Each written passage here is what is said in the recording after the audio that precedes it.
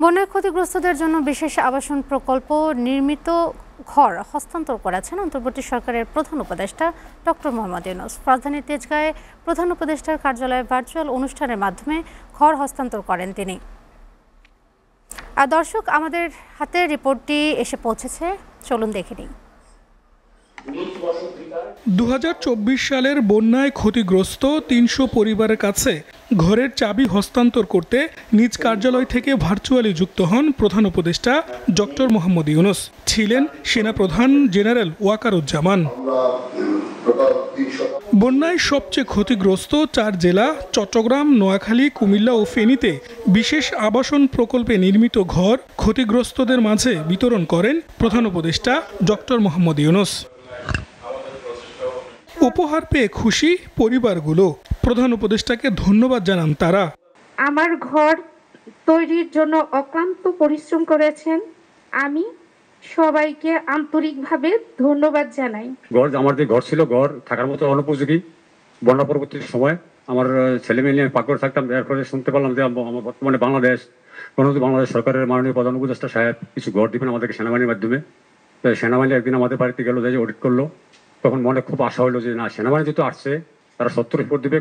বন্যা দুর্গতদের পাশে দাঁড়াতে পেরে খুশি প্রধান উপদেষ্টা ডক্টর মোহাম্মদ ইউনূস। দুর্যোগে মানুষের পাশে দাঁড়িয়ে বাংলাদেশ সেনাবাহিনী অনন্য দৃষ্টান্ত স্থাপন করেছে বলে মন্তব্য করেন প্রধান উপদেষ্টা। এটা যে কত বড় বন্যা ছিল এটা বুঝতে পেরেছি বন্যা চলে যাওয়ার অনেক পরে। যারা বাড়িঘর হারিয়েছে তাদের কোনো জায়গা ছিল না কোথায় যায়, তো নানাভাবে প্রস্তাব আসছিল যে বাড়ির জন্য টাকা দিতে হবে, এবং টাকাটা যে ব্যবহার হয়েছে, আমরা যে টাকা দিয়েছিলাম তার অর্ধেক টাকাতে কাজটা করেছে। ওটা উল্টো খবর। সাধারণত যে টাকা দেওয়া হয় তার থেকে দ্বিগুণ আবার চাওয়া হয়। এটা যা দেওয়া হয়েছিল তার অর্ধেক ব্যবহার হয়েছে। এই অর্ধেক টাকাতেই 300 ঘর তৈরি হয়েছে।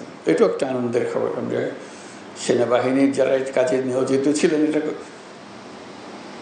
স্বাভাবিক পরিস্থিতিতে গৃহ নির্মাণ ছিল না, অস্বাভাবিক পরিস্থিতিতে গৃহ নির্মাণ ছিল। সাহসী ও স্বনির্ভর জাতি গড়ে তুলতে এমন সহযোগিতা ও সহমর্মিতার ধারা অব্যাহত রাখার তাগিদ দেন ডক্টর মোহাম্মদ ইউনূস। সঠিকভাবে কাজ করার, একত্রে কাজ করার, দুর্যোগ মোকাবেলা করার এবং সৎভাবে করার যে দৃষ্টান্ত স্থাপন করলাম, এটা আমাদের সবাইকে উদ্বুদ্ধ করবে। এটা আমাদেরকে বড় লেসন, আমাদের জন্য বড় প্রাপ্য। সেনাবাহিনীর কাছে আমরা সেটুকু ধন্যবাদ অবশ্যই দেব। ভবিষ্যতেও দুর্যোগে দেশের মানুষের পাশে থাকার প্রত্যয় ব্যক্ত করেন প্রধান উপদেষ্টা ডক্টর মোহাম্মদ ইউনূস। নূর উদ্দিন খান, এসএটিভি, ঢাকা।